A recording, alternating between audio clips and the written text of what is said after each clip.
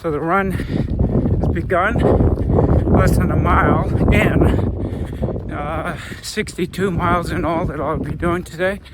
And so obviously I'm fresh, I'm bundled up, but it's a little cool, not too bad though, good for running. So I'll report in once in a while, show you my progress. It's a long one.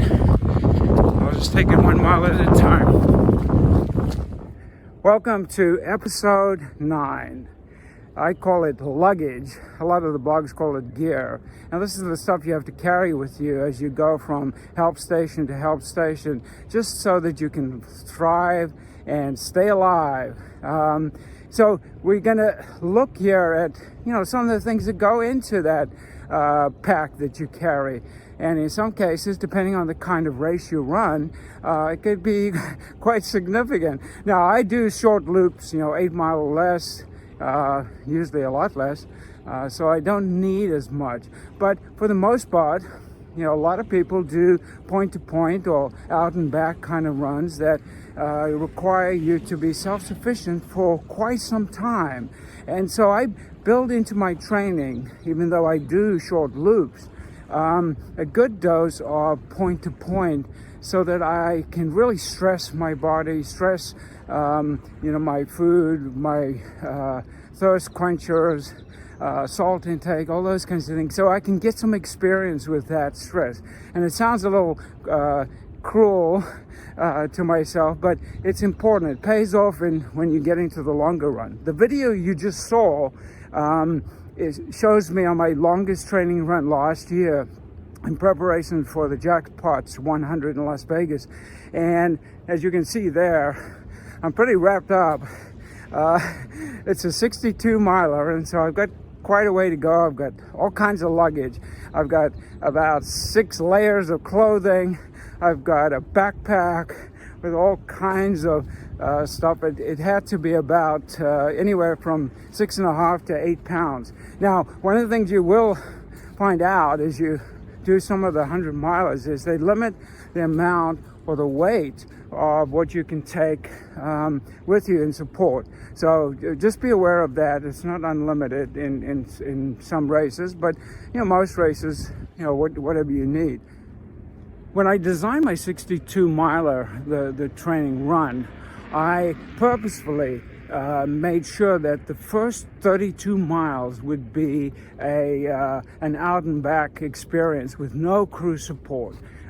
So that's a long way to go without being able to stop off and get a drink, some food and things like that, clothing changes and all that. As you can see, I was pretty cold at that point in the morning, so it was close to freezing, and by the time I was going to get through the 32 miles, it was going to be right up around 55 degrees. So it's a big switch in a very short time. But you've got to be able to account for all of that in terms of your clothing and be prepared. You've got to have your liquids and your foods and medical attention type things. But you'll see this next video that's coming up, it shows me preparing for that next day. So you can kind of get a sense of what goes into your luggage. Some of the things I've laid out on the table actually are going to stay with my crew, my wife, who does an amazing job. And so once I get back to 32 miles, I'll be able to replenish and things like that. So it's all laid out on the table. Not all of it goes in the bag or on me. So yes, that video. Greetings from South Carolina. We're actually in Myrtle Beach here, and we are getting ready for the Jackpots Ultra Festival out in Las Vegas for the big 100-mile run, March 3rd and 4th. But part of the training is to do a few very long runs, and my longest run will be tomorrow morning.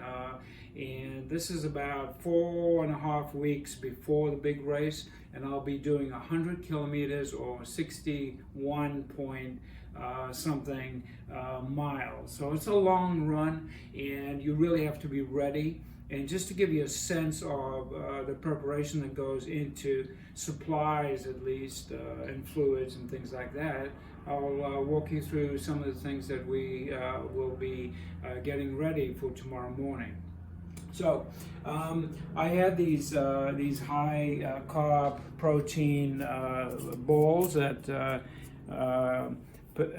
Patricia makes, and that are really delicious and consumable. I have 5 of those balls ready. It's peanut butter, it's nuts, it's raisins, it's dried fruit, it's chia seeds. There's all kinds of healthy fats and carbohydrates here that will get me through the race. So I've got about 5 of those. I've got these yogurt like little quick hits. And you know, those are nice to have every 10 miles or so. I've got these fruit strips, give you a quick energy boost here at different times. I've got about 6 of those during the race. Every 10 miles I do a high protein carbohydrate drink that breaks down slowly in your bloodstream over time.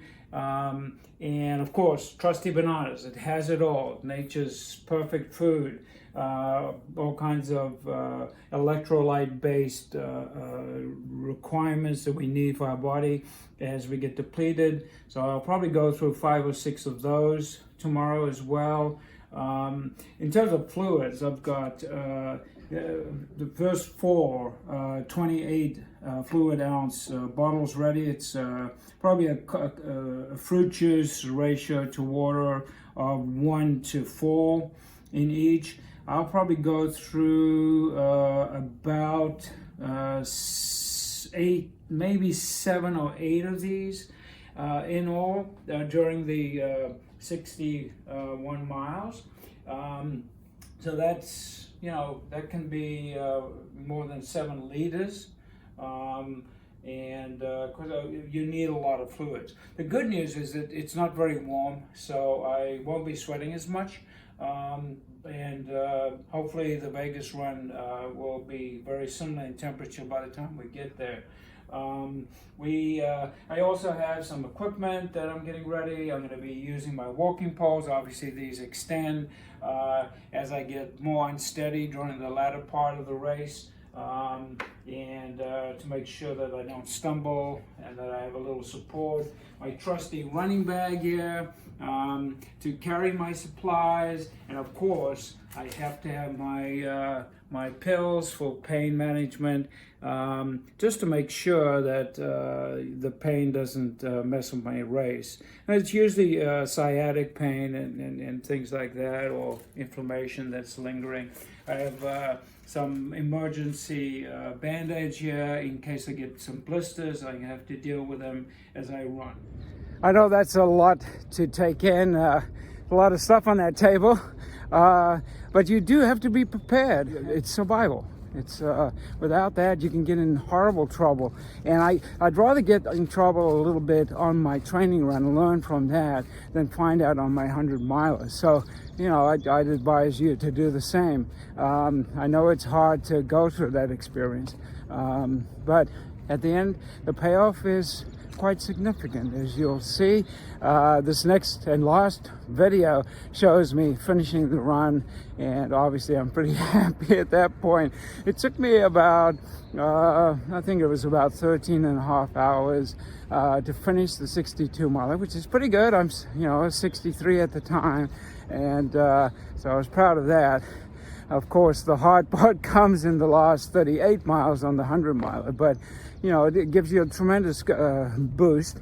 And to know that your equipment and your gear, your luggage, as I call it, worked is a good feeling. So anyway, stay tuned for episodes 10, 11, and 12 coming up. And don't forget to subscribe. Here's that video of me celebrating at the end. Here he comes, finishing up this epic day.